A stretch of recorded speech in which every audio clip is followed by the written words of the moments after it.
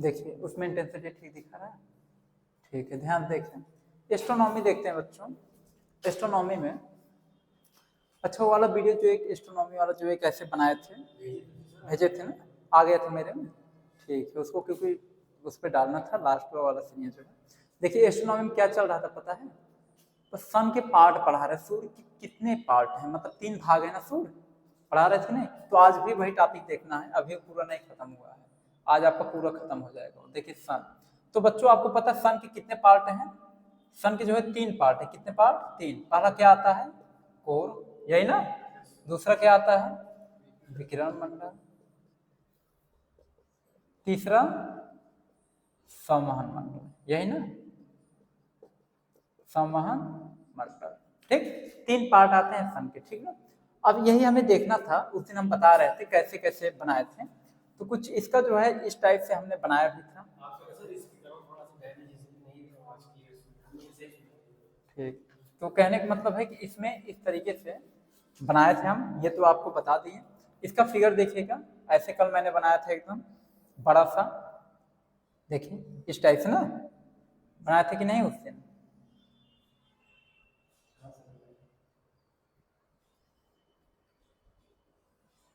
दिख रहा है कि नहीं पूरा एकदम इसमें। अब देखिए ये कौन सा मंडल है? ये कोर है।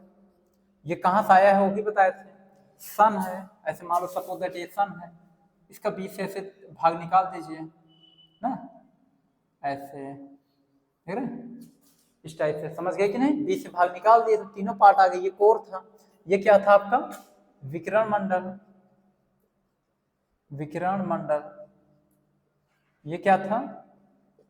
संवहन मंडल, है ना। विकिरण मंडल, संवहन मंडल, यही से बताया था। उसके बाद टेम्परेचर वगैरह बता दिए थे, 15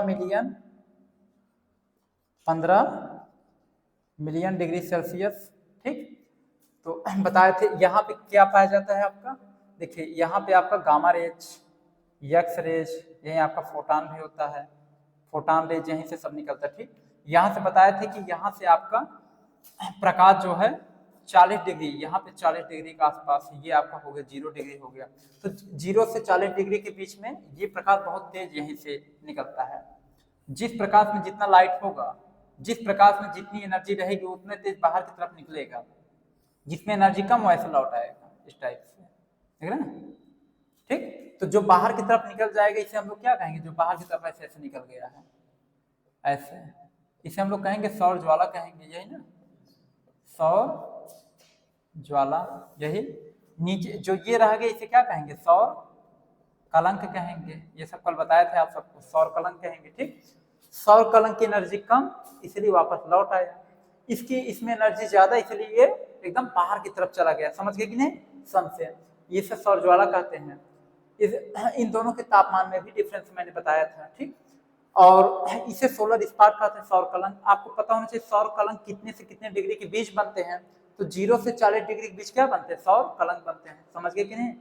उसके बाद क्या है, ध्यान समझिएगा बच्चों, यहाँ पे संवहन मंडल में ऐसे हाइड्रोजन के सेल लगे होते हैं, ऐसे ऐसे, ये क्या लगे हैं आपके? हाइड्रोजन के सेल, इसे कहते हैं बच्चों हाइड्रोजन के सेल, हाइड्रोजन सेल। ये जो है हाइड्रोजन सेल साइड साइड लगे रहते हैं। समझ गए कि नहीं? आपको पता है कि सन में क्या होता है? नाभिकीय संलयन होता है, पता है ना। तो मान लो बात का चीज है। तो बताया था ये सौर ज्वाला जब अर्थ के ऊपर आता है, तो अर्थ के ऊपर क्या है आपके? अर्थ के ऊपर, जैसे ये आपका अर्थ है, तो ये अर्थ मतलब पृथ्वी है, इसके ऊपर आपका क्या था? वायुमंडल था। वायुमंडल की एक मोटी परत ऐसे ऐसे, वायुमंडल की क्या है बच्चों? एक मोटी परत है, ठीक। तो ये वायुमंडल की जो मोटी परत है, ये सौर ज्वाला क्या करता है? ऊपर से निकाल देगा और नीचे से निकाल देगा। पृथ्वी गुरुत्वाकर्षण इसको घीरता है, लेकिन ये ऊपर से भगा देगा और नीचे से भगा देगा, आने नहीं देता। समझ गए? तो पृथ्वी का जो वायुमंडल है हमारी सुरक्षा कवच है, क्या है? हमारी रक्षा करता है। समझ गए ना? और उसके बाद साथ साथ जो है, ध्यान समझिएगा, ये जो आपका अर्थ है बच्चों, सौर ज्वाला, ऊपर से जो ज्वाला ऊपर से निकल जाता है उसे क्या कहते हैं? अरोरा बोरियोलिस प्रकाश कहते हैं। नीचे से जो जाता है उसे क्या कहते हैं? अरोरा ऑस्ट्रियोलिस प्रकाश कहते हैं। इतना क्लियर हो गया कि नहीं? उसके बाद इसमें क्या बताया था, और मैंने एक चीज आपको बताया था बच्चों, सोलर स्पॉट बताया था ना। तो बच्चों आपको एक चीज पता होना चाहिए कि जो सोलर स्पॉट होता है, एक सोलर स्पॉट कितने साल का होता है? जैसे इस प्रकाश को जाने में वापस आने में कितना समय लगता है? एक सोलर स्पॉट कितने समय का होता है? तो देखिए बच्चों, प्रकाश को जाने में 5.5 ईयर का समय लगता है, प्रकाश को बाहर जाने में। फिर प्रकाश को वापस ऐसे लौट कर आने में कितना लगता है? फिर 5.5 ईयर लगता है। दोनों मिला दो कि 11 साल लगता है। समझ गए? तो देख लीजिए यहाँ पे, समझिए, एक सोलर स्पॉट कितने साल का होता है? 5.5 प्लस 5.5 कितना होगा? 11 साल। एक सोलर स्पॉट कितने साल का होता है? 11 साल का होता है। समझ गए? मतलब एक सौर कलंक 11 साल का होता है। जाने में आने में, ये जाने में ये आने में जोड़ोगे कितना आएगा? 5 5 10 5 5 10 11 11 साल। क्लियर? इस 0.0 का कोई मतलब नहीं निकलता, यहाँ जो 0.0 लगेगा। समझ गए ना? अब देखिएगा बच्चों, बताते हैं ये जो सोलर स्पॉट है ये कब देखा गया था? ये जो है 2024 में 24वां सोलर स्पॉट आपका देखा गया था 2024 में। अभी मैं आपको डिस्क्राइब करके बताने जा रहा हूँ, ध्यान समझिएगा।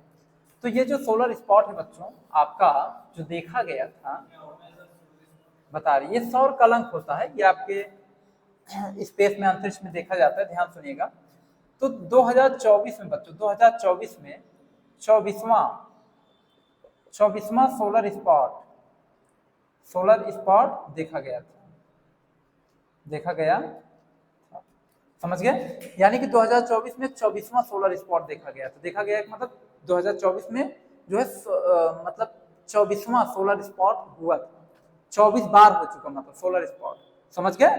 अब सोलर स्पॉट कब होगा पता है? 11 साल बाद होता है, हमेशा 11 साल बाद सोलर स्पॉट होता है। इसमें 11 साल जोड़ दीजिए, कितना होगा? 2035। अब 2035 में फिर 25वां सोलर स्पॉट आप देखेंगे। ये सब आप सब थोड़ी देख पाते हैं, तो हम लोग कहाँ देख पाएंगे यहाँ पे? ये सब जो साइंटिस्ट लोग हैं, जो इंस्ट्रूमेंट वगैरह लगाए हैं, उसकी मदद से ये सब देखा जाता है सोलर स्पॉट। समझ गए? तो ये सोलर स्पॉट जो है हर 11 साल पर आपका सोलर स्पॉट देखने को मिलता है। समझ गए कि नहीं? कोई दिक्कत? तो ये सब साइंटिफिक चीजें हैं, वो लोग अपना समझते हैं, देखते हैं, आपको बता दे रहे हैं। उसके बाद फिर क्या है बच्चों इसमें आपका, अब देखते हैं, देखिए सन का जितना भी मतलब 3 पार्ट थे, मैंने तीनों पार्ट अच्छे से बता दिए। ठीक, कल डिस्क्राइब भी किए थे आप, थोड़ा सा पार्ट ऐसा बचा था तो मैंने इसको भी बता दिया। अब हम देखते हैं बच्चों, ये तो सन का अंदर वाला भाग है। सन के कौन सा भाग है? अब हम देखेंगे सन का बाहर वाला भाग। ये तो सन का अंदर का हो गया, अब बाहर वाला भाग क्या है उसको ध्यान देखिए। समझ में आ रहा है कि नहीं अच्छे से? जहां आपको ना आए वहां बताते चलिएगा, कोई भी दिक्कत नहीं। अब सन के जब अंदर वाला भाग देखेंगे बच्चों, उसमें भी 3 पार्ट पाए जाते हैं। अभी देखिएगा सन के जो भीतर का जो भाग है, अंदर वाला भाग, कितने पार्ट? उसमें भी 3 पार्ट है। देखिए सन का आंतरिक सतह, सूर्य का आंतरिक सतह। देखिए सन का आंतरिक सतह क्या है, ध्यान सुनिए। जैसे मान के चलिए ये आपका क्या है? सन है। ये आपका क्या है? सन है। ठीक, अब इस सन के ऊपर बता दे बच्चों कि इस सन के ऊपर एक ऐसे आप देखेंगे एक आवरण ऐसे दिखता है कभी कभी। ये कब दिखता है पता है? ये तब दिखता है सन के ऊपर इस टाइप का आवरण जैसा। बता दें कि ये आपका कब दिखेगा पता है? ये तब दिखता है जब सूर्य ग्रहण का समय होता है। सूर्य ग्रहण के समय सूर्य के ऊपर इस तरीके का एक मुकुट जैसा दिखाई पड़ता है, इस तरह। कभी ध्यान से देखिए, सूर्य ग्रहण के समय सूर्य के ऊपर इस तरीके से मुकुट जैसा दिखाई पड़ता है। इसे क्या कहते हैं पता है? इसी को बच्चों हम लोग कहते हैं, इसी चीज को हम लोग क्या कहेंगे पता है? इसे हम लोग कहते हैं कोरोना। क्या कहते हैं? वो कोरोना नहीं जो आदमी को पकड़ कर जान ले रहा है। ठीक, इसे कहते हैं कोरोना। कोरोना को मुकुट भी कहते हैं। क्या कहते हैं? मुकुट। इसे मुकुट भी कह सकते हैं, किरीट भी कह सकते हैं। किरीट, कोरोना कहो, मुकुट कहो, किरीट, तो इसका नाम है। समझ गए ना? कोरोना। ठीक, तो सूर्य के एकदम बाहरी सतह को ये कोरोना कब दिखता है बता देते हैं। ये सूर्य ग्रहण के समय दिखता है। कब दिखता है? सूर्य ग्रहण के समय दिखता है। और सूर्य ग्रहण के समय जब ये कोरोना वाला पार्ट दिखता है, उस समय जो इसका ताप होता है बच्चों कितना होता है वो भी जान लो। 27 लाख डिग्री सेल्सियस होता है। आदमी एकदम बुझाई के एकदम साफे हो जाएगा। समझिए कि नहीं? तो इसका जो ताप होता है कितना होता है? 27 लाख डिग्री सेल्सियस होता है इसके बाहर का ताप। सन के बाहर का ताप कितना होता है बच्चों? 27 लाख डिग्री सेल्सियस कोरोना का ताप होता है सूर्य ग्रहण के समय जब दिखता है। अच्छा, इसके भीतर एक पार्ट पाया जाता है, ये वाला। इस पार्ट को क्या कहते हैं पता है? तो यहाँ पे जो पार्ट पाया जाता है बच्चों, यहाँ पे इसे वर्णमंडल कहते हैं। क्या कहते हैं? वर्णमंडल। वर्णमंडल इंग्लिश में कहते हैं क्रोमोस्फियर। क्रोमोस्फियर कहते हैं, क्रोमोस्फियर। ठीक, इसका ताप बच्चों कितना होता है इस वर्णमंडल का? तो इस वर्णमंडल का जो ताप होता है बच्चों 6000 डिग्री सेल्सियस का ताप होता है। कितना होता है? 6000 डिग्री सेल्सियस। ठीक, इसके भीतर वाला जो पार्ट पाया जाता है बच्चों, भीतर वाला पार्ट, इसके भीतर वाले पार्ट को हम लोग प्रकाश मंडल कहते हैं। क्या कहते हैं? प्रकाश मंडल। प्रकाश मंडल को इंग्लिश में फोटोस्फीयर कहते हैं। क्या कहते हैं बच्चों? फोटोस्फीयर कहते हैं। इसका जो ताप होता है बच्चों कितना होता है? इसका जो ताप होता है इससे काफी ज्यादा गुना में, मतलब काफी ज्यादा अधिक होता है इसका ताप। लगभग बता दें कि आपका जो है 15,000 डिग्री सेल्सियस के आसपास इसका ताप होता है। समझ गए कि नहीं? तो बता दें कि वर्णमंडल, ये इसे कहते हैं प्रकाश मंडल। प्रकाश तो यहीं से फैलता है पूरी तरीके से, ठीक ना? तो ये इसके बाहर का भाग है। वो कोर और वाला जो सिस्टम देखे, कोर विकिरण मंडल सब उसके अंदर का भाग है, सन के अंदर का भाग है। देखो इस सन के अंदर जाओगे ऐसे ही मिलेगा। ये सन के बाहर का भाग है। समझ गया ना? कोरोना हो गया, वर्णमंडल हो गया, प्रकाश मंडल हो गया, ये सब किसका भाग है? सन के बाहर का भाग है। समझ गए कि नहीं? समझ में आ रहा है कि नहीं? और वो सन के अंदर वाला भाग है, इसके पहले जो पढ़े। कोई दिक्कत? अब एक चीज बता दे बच्चों, सन के अंदर होता है नाभिकीय संलयन। क्या होता है? नाभिकीय संलयन। सन के अंदर क्या होता है? नाभिकीय संलयन। तो बच्चों एक चीज जानते रहना, नाभिकीय संलयन, नाभिकीय संलयन सन के अंदर होता है। नाभिकीय संलयन करता क्या है? हाइड्रोजन को हीलियम में चेंज करता है। किसमें चेंज करता है? जो हाइड्रोजन है उसको किस में चेंज करेगा? हीलियम में। तो पता है हाइड्रोजन कितना परसेंट होता है सन में? 74%। हीलियम कितना होता है? 24%। 75%, 24%। 5 4 9 7 9। हाँ ठीक है। तो बता दे बच्चों, आपका 99% तो यही सब होता है, 24% 1-8% इसमें कार्बन वगैरह आ जाता है। समझ गए ना? वो सब अदर गैसेज आते हैं। तो आपके 2 एलिमेंट इसमें खास, मतलब सूर्य को बनने में, यानी सूर्य दो एलिमेंट से मिलकर ही बना है, जानो हाइड्रोजन और हीलियम से। सूर्य किस अवस्था में? प्लाज्मा अवस्था में। कोई दिक्कत? इतना क्लियर हो गया कि नहीं कंसेप्ट? यहाँ तक किसी बच्चे को कोई दिक्कत? अब इसके आगे का क्लास आपको नेक्स्ट डे ही चलाएंगे, ठीक ना? यहाँ तक तो आपका सब पॉइंट्स क्लियर हो गया। ठीक।